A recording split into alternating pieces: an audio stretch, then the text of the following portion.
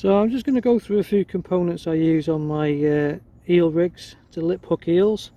I know we all like to catch an eel by design, but I think it's even better to lip hook one by design. So trace material, I've got a choice of catfish cat link, which I quite like, which is £40 breaking strain. Quite supple stuff, and it's black, so it matches the silty bottom quite well. I've also got Quicksilver, £35 breaking strain. 35 or up to 45 is fine.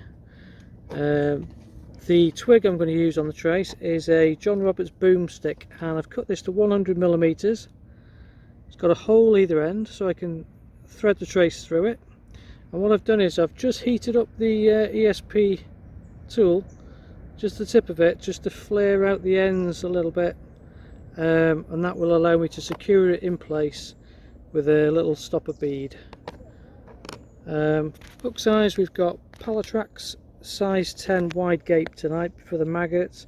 Just important to remember, match hook size to bait size. So these are pretty decent hook. They're better than barbless and a lot safer than micro barbed or barbed. Sometimes I will use the Corda 8 XX, but I will crush the barb flat on those because they do come micro barbed. A little bit of heat shrink and a tail rubber will finish the rig off. Okay, so here's the rig tied up. Size 10 hook, scaled it down for the maggots tonight. A little bit of heat shrink to act as a kicker. Having flared the end of the John Roberts boom stick out, the little bead fits nice and snug inside it, and this gap's important here. You need the twig probably about ½ an inch. You don't want it too far away from the edge of the hook to make sure you lip hook your eels. Total length of the twig was 100mm, and the overall length of the trace is about 6 inches. So here's the finished rig ready to go. Loaded up with about six or 7 maggots, a little bit of rubber band to keep the hook point clear. 2.5 ounce lead. It's silty out there, so that's plugging in. It's on a run ring. I tend to fish with a bit of tubing. That's just something I do. The clip will have to use that to attach the PVA bag of maggots. And the key is to fish a tight line to this.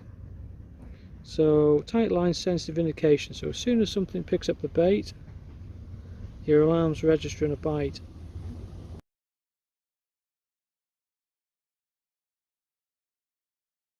So here we are, one to the good. Came in with a right ball of weed on it, this one.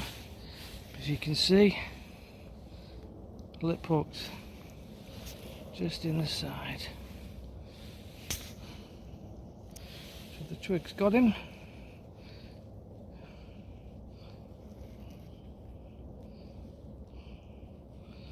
We'll be able to get that out easy. Just like that.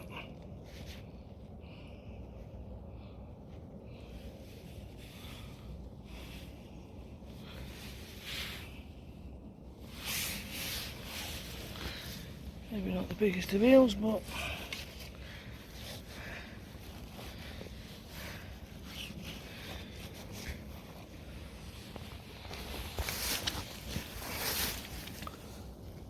it goes to show how effective the twig is.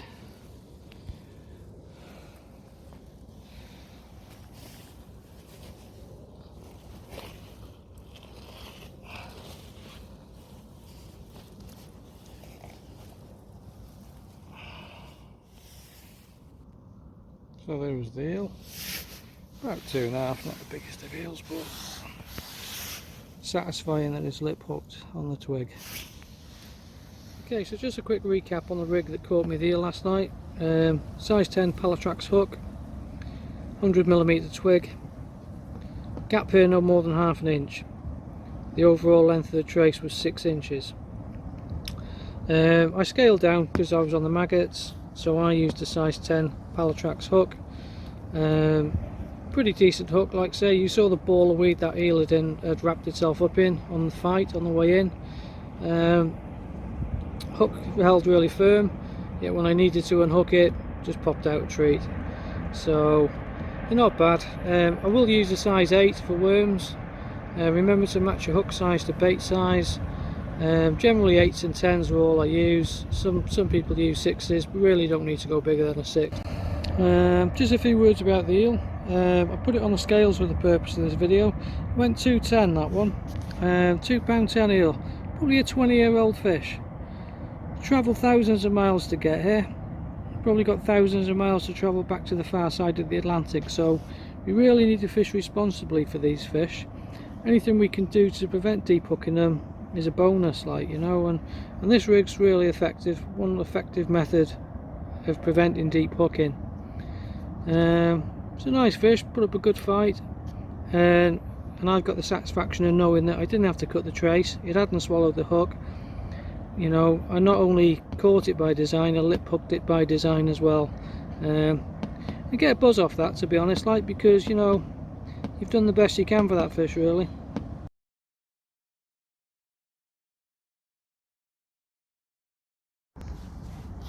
So another one in the bag, again on the maggot twig. You can see we've just got it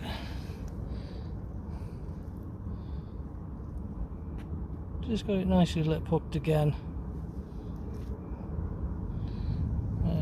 That'll come out a treat, nice and easy.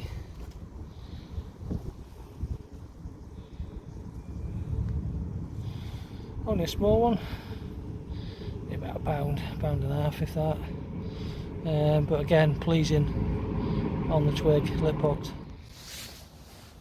So another one nailed on with the twig. Not a bad one, this one, better stamp of fish, this one.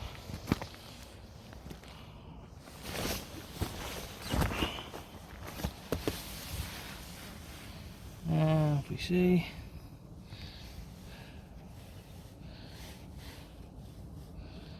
got him just in the corner of the mouth. Another one lip hooked.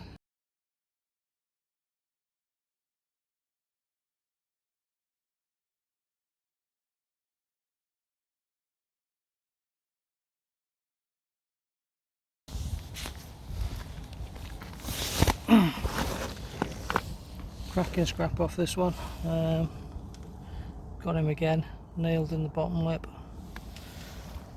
He's a good 3, that one.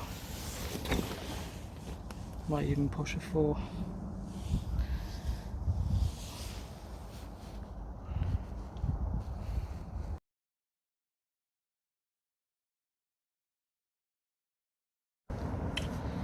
Yeah, so this is the rig that's been doing the business this week.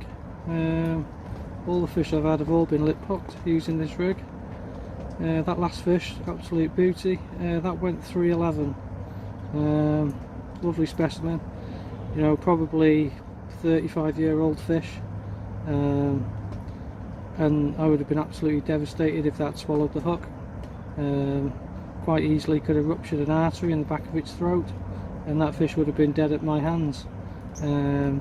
So that's really the importance, really, to try and lip hook your fish.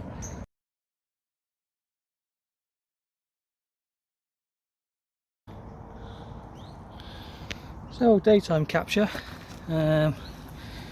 pretty violent head shaking from this one on the way in. Great scrap actually, especially for a fish of its size. A load of power in this one. The twig's got him again. Mad for the maggots. Top lip job. So I'll pop out a treat. Another one lip hooked.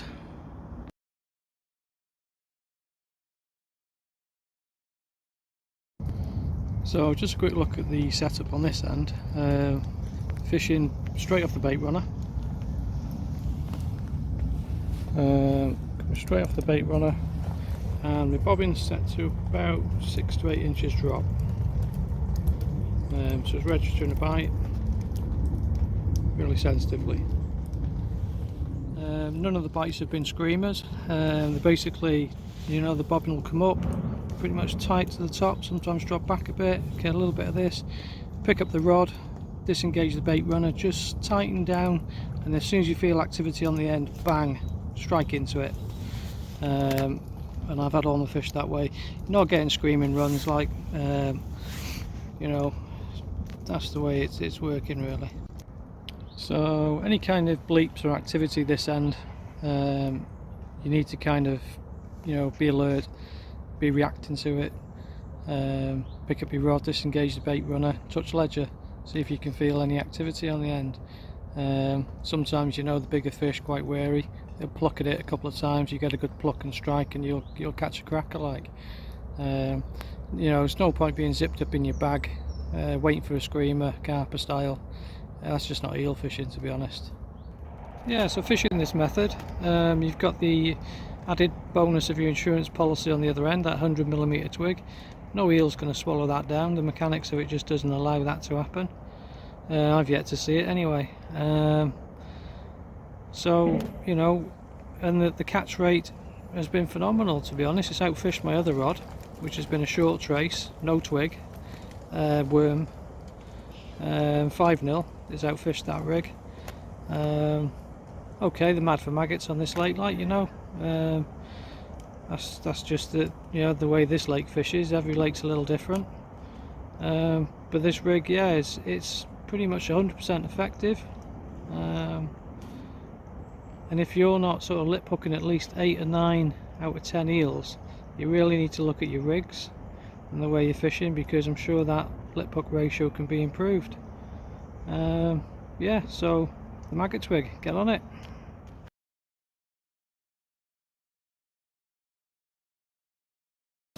So a slight adaptation to the maggot twig is the worm twig. So using the same principle, same boomstick, but the gap here is reduced.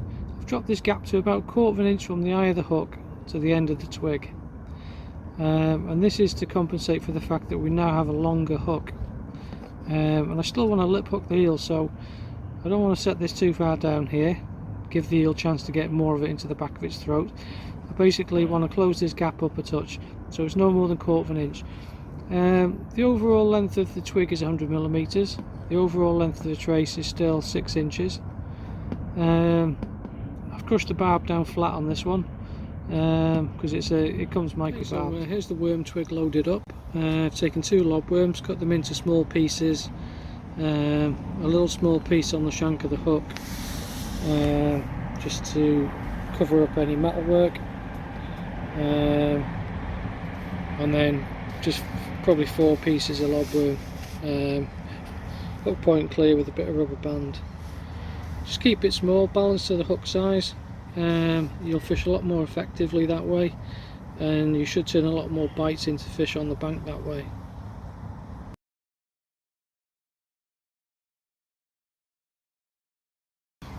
So to try and present my bait slightly clear of the silkweed on the bottom, I've made a slight adaptation to the twig by adding a bait popper, which is a very buoyant foam ball that I've put a hole through and slid it onto the twig, and this should lift the bait clear of the silkweed. It's all experimental really. You know, it's just adapting and changing and trying different things that sometimes puts those extra fish on the bank. You know, you can also use a cork ball, would have been suitable. You just need to put a hole through it first so you can thread it down and onto the twig. Would have had the same effect, I would imagine. And then, like, test the rig then in a bucket of water before you cast it out. Have a look how it looks. Okay, so a quick check in a bucket of water. Popped up twig. It's presenting the maggots nicely clear at the bottom. Should be in the eye line of the eel, which will be an advantage. And I know if I do get a take with the twig on, I'm going to lip hook it. So win-win all round.